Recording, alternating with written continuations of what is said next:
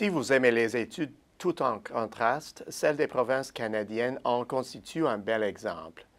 En effet, cette année, les perspectives liées à la performance des exportations ne pourraient présenter un tableau plus composite, ce qui pose un véritable défi dans le cadre de ma tournée pan-canadienne des prévisions. Dans mes entretiens avec les exportateurs, je constate sans équivoque que la situation au pays est à l'image du contexte ailleurs sur la planète.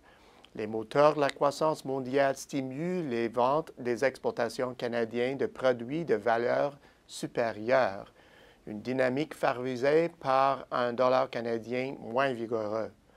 Cependant, le repli des cours des matières premières qui a été déclenché par le regain de la croissance mondiale a des effets dévastateurs sur les régions tributaires des ressources.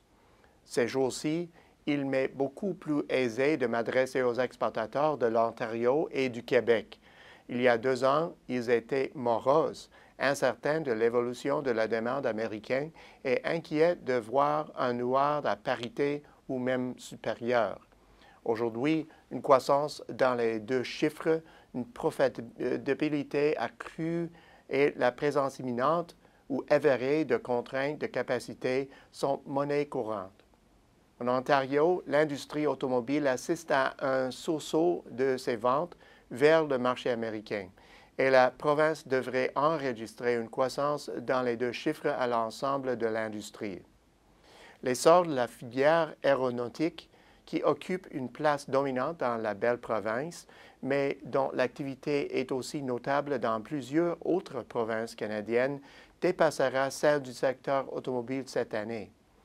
Ajoutons à cela la croissance dans les 2 chiffres dans les biens de consommation, surtout les produits pharmaceutiques et les petits articles ménagers, et les perspectives sont très encourageantes dans la région du centre du Canada.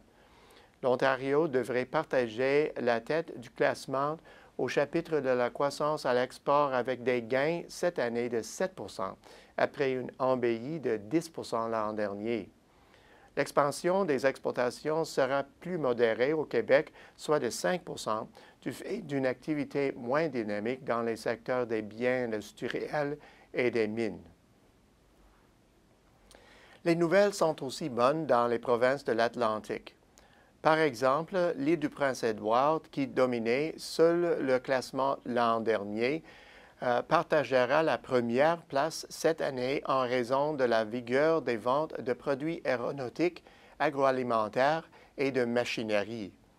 La province descendra dans le classement en 2017 car la croissance sera légèrement inférieure au taux de 7 enregistré cette année. La Nouvelle-Écosse ne sera pas très loin derrière. Plombée l'an dernier par l'apathie du secteur de l'énergie, les exportations de la Nouvelle-Écosse profiteront des gains sensibles réalisés par les industries de l'automobile, des produits de la mer, ainsi que des produits chimiques et des plastiques. La piètre tenue des exportations de papier journal et d'énergie limitera l'essor des exportations à 6 cette année. Pour sa part, le Nouveau-Brunswick n'inscrira pas de croissance générale à l'export cette année en raison de la forte dépendance de la province envers les exportations du secteur de l'énergie. Cependant, cette situation dissimule une hausse dans les 2 chiffres des expéditions de produits de la mer qui profitent de la solidité de la demande, de cours favorables et d'un huard peu gaillard. Les produits forestiers dégageront aussi une solide croissance à l'export, tout comme les expéditions d'engrais. Un rebond dans l'énergie contribuera à un envol de 9 des exportations générales l'an prochain, après une chute de 6 cette année. De la même manière, les exportations de Terre-Neuve et Labrador seront minées en 2016 par le fléchissement des cours énergétiques.